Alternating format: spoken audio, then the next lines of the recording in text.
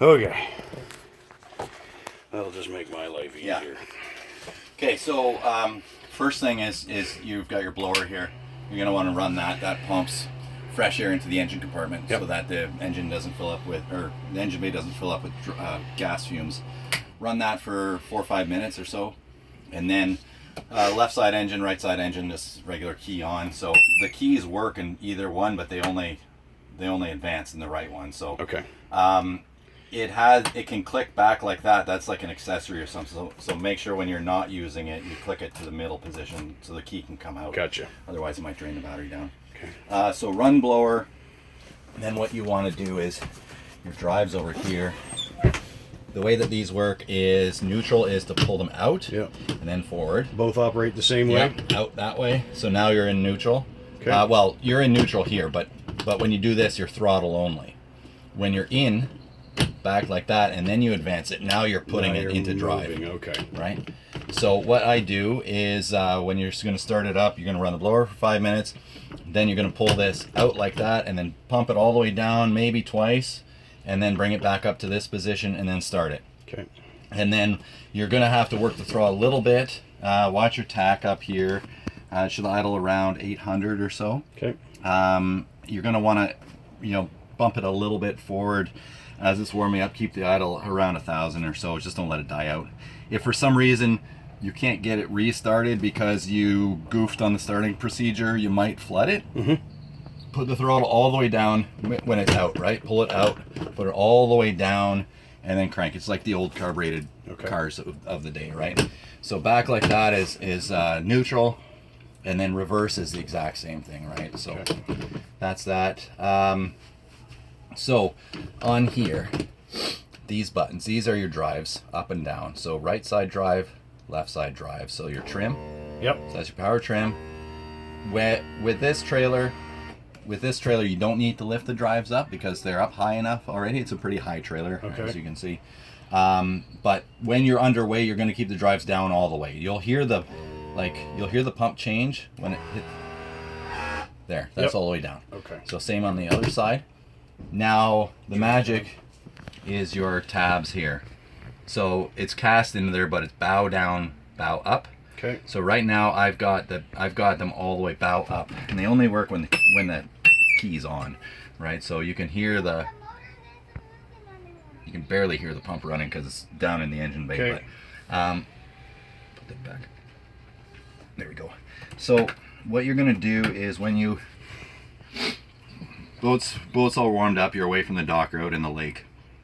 You're gonna put both drives, down quite aggressively, not all the way down, but watch your tacks, and you're gonna want to keep it. You want to get it up to, 2,000, 3,000, 3,500 as you get on top of the water, and then start backing them off as it gets on top of the water. Back it off, so you don't really want to be revving over 4,000 with these engines. Okay. It's fine, but cruising speed is really between 2,500 and 3,100. Okay.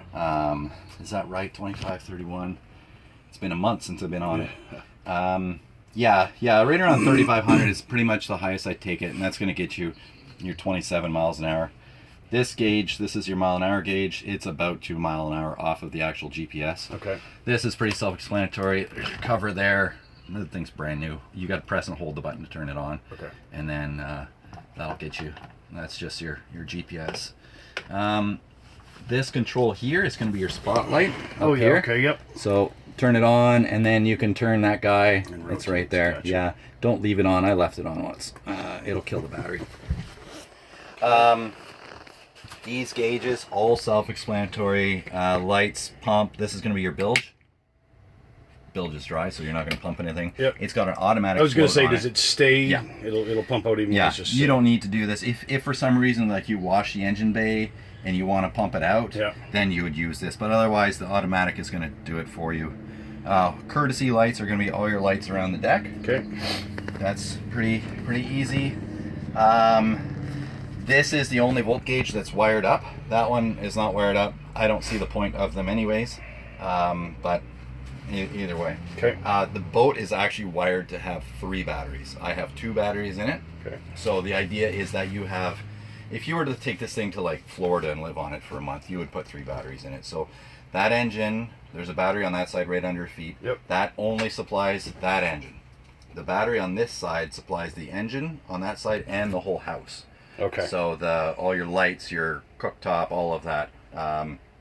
Actually, the cooktop's AC power, so not that. But both of them are brand new this season, deep cycle, like the biggest ones I could fit in there. Okay. So you're good for 5 more years or so on those. Okay. Down your marine radio, it's always on. So it's not hooked up to the panel there. So it's you have to worry about shutting it off so you don't drain your battery. Gotcha. So I'll show you the panel here. So just about everything is marked, but there's a little bit of nuances. Right now it's plugged into shore power. So that's your main 1 and main 2. Okay. So you can do a test here. So you can see you've got 110 coming in on that side and 110 coming in on the other side. Okay. So things that run off of main are going to be battery charger. So the top of the panel is all 110. Bottom of the panel is 12 volts. Oh, okay. So 12 volt and then 115. So we run the battery charger off 110, obviously. Cubby room plugs, right? That's going to be the air conditioner and all of that. Yeah, okay. Runs off of that one. Kitchen plug, outside plug. These are all. What we don't use is this one. There's no ice maker. There's no microwave, water heater. That's all factory options that aren't there. Okay. But always leave battery charger on. on. If your boat is not going to be, if you're not using the boat for like a couple weeks, you'll probably drain down the battery that supplies the house. Okay. Like the radio draws a little bit, that radio draws a little bit just in sleep mode. So I'd plug the thing into the house or the shop if it's on land every 2 weeks or so, just for an hour. Yep. At the dock, you'll have it plugged in all the time. Down here, toilet pump. So in the floor, in the shower, Yep. there's a sump box and a pump. So if you do use that as a shower, you're gonna well, first thing you have to do is turn on the main, the 12 volt main. Okay. So there's going to tell you what your battery's sitting at. So 14 volts. Radio comes on. Let's turn the radio off. So toilet pump, that'll run that. That's on a float, so it's not going to run unless there's water in there. The fridge runs off 12 volt exclusively. Oh, okay. So I think it has the option to run off of 115, but when I do that, it turns off. So I just run it off of 110. Or sorry, 12 volts. Radio, water pressure. So I put a new water pressure pump in there for you. Okay. So you can hear that. It'll pump up and then it'll shut off on its own as it builds pressure. And that's for the That's for washroom, the right? kitchen Anything sink, there. bathroom sink, and then the wash down on the back. swim platform. Okay. So you can leave that on all the time. How we wrecked the pump, the first one was I took the nozzle off the back and didn't tell Mel, and she was washing dishes and pumped the tank dry. So they're not expensive, but that one's brand new for you. So you can turn that. You can leave it on or turn it off. Doesn't matter. The rest of these are marked. So sink, sink water. Yeah. Coffee plug. That's this one here. Okay. Kitchen light, disco light. So that's the little LED. light up above there. Yeah, Yep. Yeah, exactly. And then that's about it for the panel. So when you're not using the boat, turn the 12 volt panel off. Okay. Because that will drain the battery down. Otherwise, turn the test switch to the middle position. That's that. Okay. I'll show you here. This cooktop works, but you have to. There's a safety switch here. Yep. And they stick, so it's pulled up manually. Okay. So you can turn it on, but just let the elements cool off. We'll before you- probably never ever cook on. Yeah, it's electric and alcohol, but I don't have the alcohol burners that go in there. It didn't come with it, so it really heats the boat up. Yeah, sure. So and this you just lift it up and then fold it down. Your propane's up here, and these are all empty, ready to go. So fridge is under here. There's storage under these things. I think they're both empty. Yep. So just some racks and stuff. I think that is. Oh, that's my cooler rack. Yeah, I need that. So, anyways, That fan works, but it's on 12 volts, so you have to have the panel on for it. Okay. And then this is... No, it's stuck. So the boat is... usually we have the AC on, which keeps the moisture pumped out of it, but it's been on dry dock for a month. Bathroom here. So the sink, that pulls up, and it can clip into right up here. There's a shower nozzle. Yep. Okay. Holder. So for winterizing it, actually, sorry, before you get to that, the head, the toilet, two different ways this works. So that pump's all brand new. So you flip the switch this way, which is water in, and then you pump this up, down, up, down, up, down, up, down, and it'll pump water out of the lake into the bowl. Okay. And then you do your business, and then you flip the switch to that way. Yep. And then the same thing. Pump her a few Put times. the seat down so it doesn't splash, and then it pumps it out to the tank. Okay. The sink drains out into the lake. This sink drains out into the lake. The toilet pumps Goes into the storage. black water tank. For winterizing, I get the pink antifreeze from Canadian Tire. Yep. I pour some down there, which goes right outside. Doesn't really matter. I pour some down there, and then I run the shower pump, Oh, okay. and then that'll pump it overboard. And then I pour some down here just to flush the water out. Okay. And then I'll show you what we have to do on the engine side.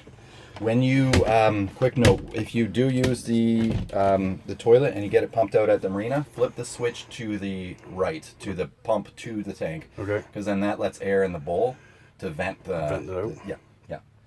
So Okay. I'll show you. I had a question before we go out there. This, Yes. when you were running it, was leaking. Yep. Anything we can do about that, or is it gonna? You could wrap it. So it's not leak. So the condensate leaks out condensate. onto the deck. Okay. But when you guys were on the boat, the doors were all open, so And it was friggin' hot, and you could change that piping out for the double wall insulated. So Yep. what's happening is you got cold air running through it. It's like a pop can sweating. Yep. Okay. We run the AC 24/7 in the marina, Yeah. and then as long as we always are harping on the kids to keep the door closed, because every time you let a rush of 90% humidity in, you're gonna get anything that. cold sweating. Gotcha. But you can This door or No, this door. this door? Yeah. Okay. Okay. But if you want, you can get the double wall that's it's metal corrugated. Yep. And then it's got the black insulation around it. I had the corrugated initially, but it cuts the airflow down a lot, so that's why I switched it to the rigid. The rigid. Okay. So if you keep the door closed, it won't sweat, and it'll as it dries the air out, it'll also pump anything that it dripped. It'll dry that up. Try that out. Okay. So it stays pretty. Since we have free power at the marina, we just let it run. And that's like a 5,000 BTU. Okay. That thing's new this season too. Okay. And everything. I mean, everything works, right? I assume that. Ouch! God damn it! That's hot. Yeah. Yeah. Ugh. So this door is on a magnet, right, just to keep it clipped. Yep. So this goes like that, and then you slide that over. Okay. But for storing it here, I just left the whole thing open so it doesn't go musty on you. Yep. Because we usually have the thing shrink wrapped for the wintertime or in the water with the AC running. Do you just store it on the trailer in the winter? Yeah. So that the tires and that are all okay to Yeah. have this much sitting on them all winter long? Okay. Yep, absolutely. We're at the shop. This is my dad's shop, so we're here all the time anyway. So I keep an eye on the tires. Like they'll start to leak down. Yeah. Over a few months, but just keep them topped up. But yeah, there's no problem. So Okay. the axles on the trailer are 6,500 pound axles, and the boat's 8,000 pounds. So Okay. you've got lots of power, or lots of strength there. Make sure I don't leave the key on here. Actually, I take the keys and I put them right around here in the little cubby. Okay. I don't want them to blow away Blow on away. you. This is all new. All the glass is new. When you take this, like when we're underway, we take the front panels off and we take the back one right off. Okay. Sometimes we'll take, all the time we'll take these back quarters off. Okay. We roll them up and put them down below. But since it's brand new, throw a towel in between each layer so they don't Stick together. Yeah, because they're really, when they get hot, they'll stick, and then you'll get like these cloudy stains Gotcha, on them okay. that take a little while to go away. Okay. Cool. So that's that. Engine-wise, so all three of these come up. I keep that carpet out. That ground carpet is what goes It's here. in here. Okay. And I keep it out because that gives me access. And I had you guys coming down, so I didn't want to have to roll carpet up and everything Oh no. Yeah. to show.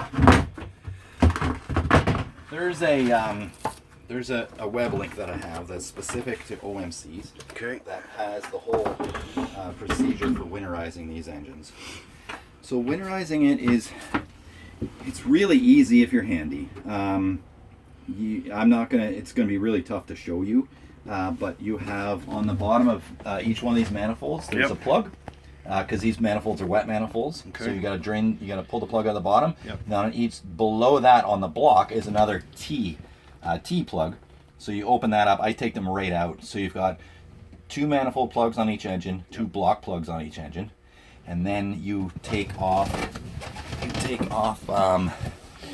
think these 2 hoses here, Yep. and then the top water pump hose, and then this one down here. You just disconnect them, and then the water will run out, and that's it. You don't pump any freeze through it or anything. Really? But I'll send you that whole. It's got the whole procedure, Okay. and it shows pictures of where it all is. The other thing is you've got your clean water tank over there. Okay. So I drain it, and then you follow that hose to here, which the pump is mounted up on the firewall, I guess you call it. Okay. I disconnect. I disconnect it at the water tank. So drain the water tank, and you can drain it right into the bilge, Into the bilge. and then it'll drain out the bottom if you Yep. pull the plug. Okay. And then I take the end of that half-inch pulley hose, and I just stick it in that barrel of pink antifreeze, and then run all the sinks. Sinks. Okay. Yeah, run all the sinks, and that'll pump because there's 100 feet of poly hose. Polyos in there. Yeah. So get it all the way through, and then that's it. Then you just leave it. So then that like you're basically like winterizing an RV here. Okay. You got the engines to do, and then that to do, and then there's a process on the drives too. Takes me 2 hours. Okay. To do it. I think a Marina would charge you $300-400, something like that. Yeah, I'm sure it's not cheap for them yeah. to do it. But it's something I like to do. Oil filters are here. Oil change was done 10 hours ago on like 10 operating hours. Okay. So 1 trip to Pelee Island only, and then some putting around. Fuel filters are down on the bottom. You should do those every season, but I Okay. just did those. Actually, haven't even run it. No, I did run it one time with the new fuel filters on it. So those are good for all of this season and all of your next season. So it's a water separating fuel filter. Okay. You can get all of this at an auto parts store. Okay. So these filters, I get them all at CarQuest, D&T Auto Parts in Leamington. So any auto parts store you can get them from. The engines are GM 4.3, so it's like the most easy to get parts for if you need anything. The engines are fully converted over to electronic ignition in the distributor, which is key. So you'll never have a problem with that. We did, and that's why I converted it. It left us high and dry in Ohio. But the nice thing with the twin engines, we just came home with one engine. Sure. So that's that. Right here below my feet, that's your float switch. Okay. And looks like there's some leaves that blew in there. Might want to scoop those out before you boat. Battery chargers on the wall there. Okay. Clean water tanks go right behind it. You got a battery there, brand new one. Battery over here. On the other side. Yeah, Okay. and then behind that is going to be your gray water tank, and you can see the liquid level on it when it gets up there. It's empty right now. Okay. Yeah. Cool. The survey said one of those beds was cracked or something like that, but you had fixed it. Yeah, that's or? going to be this pedestal here that I'm standing on. So this seam right there, Yeah. and right there. So we just sanded it, mitered it, Yeah. and then bedded it in with thickened epoxy, and then glass biaxial mat. So she's good to go. She's good to go. Okay. Yeah. Yeah. And dipstick is on the same side, so that's dipstick there. Yep. Dipstick on the other side. Just uses 10W30, which I've got a jug there. I keep a jug. It's just, not 1030, 530. It's just held on with bungee cord. If you ever get low, you can just top it up. But it doesn't use any oil. Cool. But that's just kind of a smart thing right to do. So all 3 panels will come up, but you really should take them off of the boat. It's much easier working in the water Yep. than in the driveway because you can just step out onto the dock. And then these crosses, they lift out, so